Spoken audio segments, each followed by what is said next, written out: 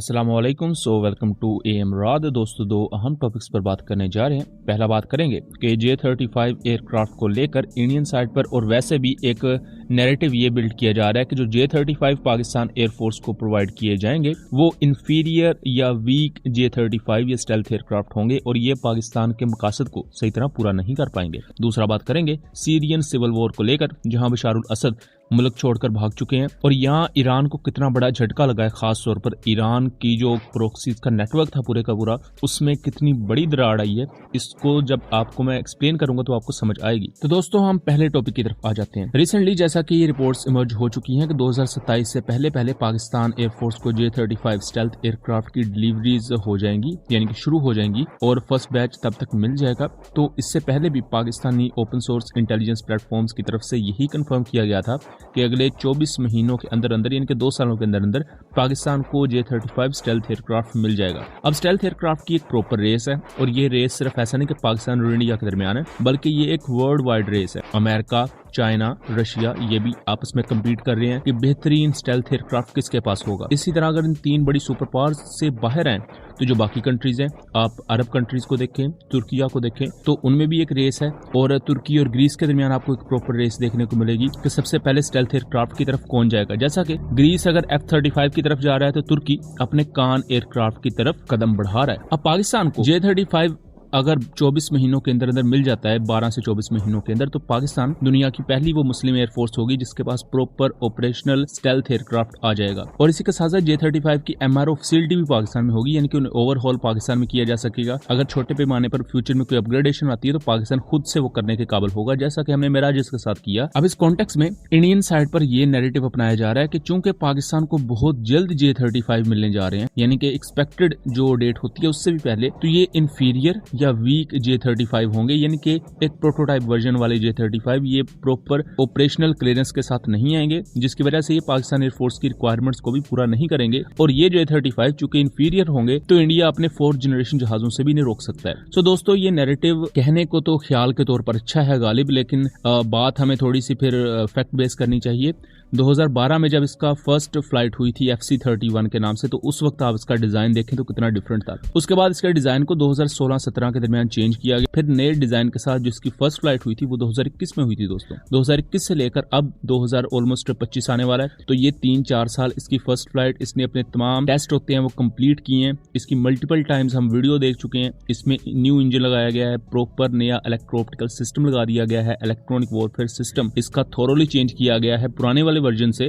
तो इसकी जो जर्नी है वो 2011 से शुरू हुई, लेकिन 2011 से 2016-17 तक एक अलहदा फेज था। उसके बाद इसको थोरोली चेंज किया गया और उसके बाद हमारे सामने एक बिल्कुल न्यू एयरक्राफ्ट निकलकर सामने आया। इसी तरह यूहाई एयर शो 2024 में जो इसका यूनिट देखा गया, उसकी प्रॉपर जब पिक्चर सामने आई तो उसका मुआवजना किया गया F-35 के साथ। और इन तस्वीर में देखें तो जो इससे पहले ये भी नैरेटिव था कि जो J-35 वो F-35 जितना अच्छा स्टेल्थियर नहीं होगा, वो सब प्रोपेगेंडा भी शटर हो गया और इसकी तारीफ इवन वेस्टर्न एक्सपर्ट्स ने की। तो ये जो नैरेटिव है कि J-35 कोई वीक होगा, तो जिसने ये पता लगाना है कि ये वीक है या नहीं, वो एक दफा अपने एयरक्राफ्ट को बॉर्डर पार भेज के देखे, उसी वक्त पता लग जाएगा। अब दोस्तों, हम दूसरे टॉपिक की तरफ आ जाते हैं। 8 दिसंबर की शाम को ये बात कंफर्म हो जाती है कि बशारुल असद जो कि सीरिया के प्रेसिडेंट हैं, वो मुल्क छोड़कर फरार हो चुके हैं, वो फ्ली कर चुके हैं। किस तरफ फ्ली कर चुके हैं इसका कुछ पता नहीं। तो उनके जाने के बाद जो 2 बड़ी ओपोजिशन पावर्स थी, यानी कि SNF और HTS, यानी कि हरातुल तहरीरुश शाम, उन्होंने सीरिया पर कब्जा कर लिया है। जो दारुल हुकूमत है डमस्कस, उसका उन्होंने घेराव कर लिया है, वहां हुकूमत संभाल ली है। इसी के बाद जो HTS के लीडर हैं अबू मोहम्मद अल जोलानी, जो कि इससे पहले दाइश के साथ मुंसलिक थे, बाद में उन्होंने दाइश को छोड़ दिया, अपनी सेपरेट एक प्रोक्सी तंजीम बनाई। उन्होंने एक सरमन दिया, विक्ट्री स्पीच दी और यहाँ हम कह सकते हैं कि अब HTS की गवर्नमेंट है सीरिया पर। 9 दिसंबर को ये बात कंफर्म हो जाती है कि जो सीरिया के बशारुल असद है वो असल में इस वक्त रशिया में पनाह ले चुके हैं। अब आप सोच रहे होंगे कि ये अचानक में ऐसा हुआ क्या कि सीरिया की गवर्नमेंट बदल गई और वो बशारुल असद जो पिछले 24 सालों से सीरिया पर गवर्नमेंट कर रहे थे, उसकी गवर्नमेंट इस तरह खत्म होगी। तो बुनियादी तौर पर ये ओपोजिशन फोर्सेज 2010 के अवाइल से ही लड़ती आ रही हैं। लेकिन 27 नवंबर को इतना बड़ा हमला किया गया कि उस हमले में SNF और HTS, SNF दोस्तों सीरियन नेशनल फोर्सेज है जिनको तुर्की की फुल सपोर्ट हासिल होती है, और इन्होंने अलेप्पो के शहर और इदलीब पर कब्जा कर लिया। अब जब टर्किश बैक मिलिटेंट्स ने यहाँ कब्जा कर लिया तो उन्होंने सबसे पहले निशाना बनाना था जो कुर्द एरियाज हैं, जो कि कुर्दों की SDF तंजीम है, वो चूंकि अटैक करती है तुर्किया पर, तो तुर्की ने उनके मुकाबले में एक और तंजीम बनाई हुई थी जो कि तुर्की की साइड से कुर्दों से लड़े।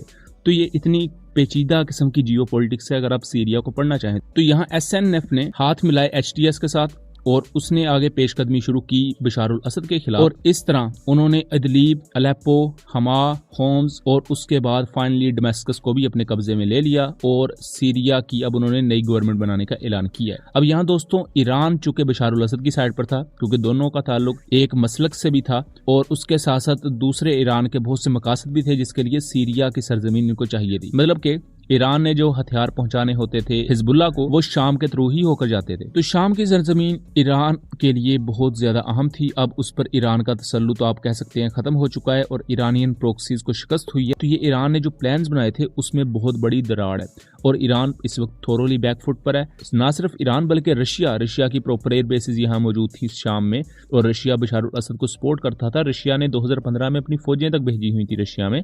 तो ये वो तमाम चीजें जिससे ईरान और रूस हमें बैकफुट पर नजर आ रहे हैं। अब दोस्तों इस पूरी सिचुएशन में जहां एक सिविल वॉर ने एक बिल्कुल नया ट्विस्ट लिया है, तो पाकिस्तान की फॉरेन मिनिस्ट्री का भी एक बहुत अहम बयान मंजर-ए-आम पर आया है और वो बयान काफी हद तक मैच्योर है। तो उसका हमने ब्रेक डाउन किया है, कंप्लीट एनालिसिस किया हुआ है सीरिया की सिचुएशन पर हमने सेकंड चैनल कॉन्फ्लिक्ट कार्ड रात पर। तो हमारे सेकंड चैनल का लिंक डिस्क्रिप्शन में दिया होगा। आप लोगों से रिक्वेस्ट है कि आप हमारे सेकंड चैनल कॉन्फ्लिक्ट कार्ड रात को जरूर सब्सक्राइब कर लीजिए।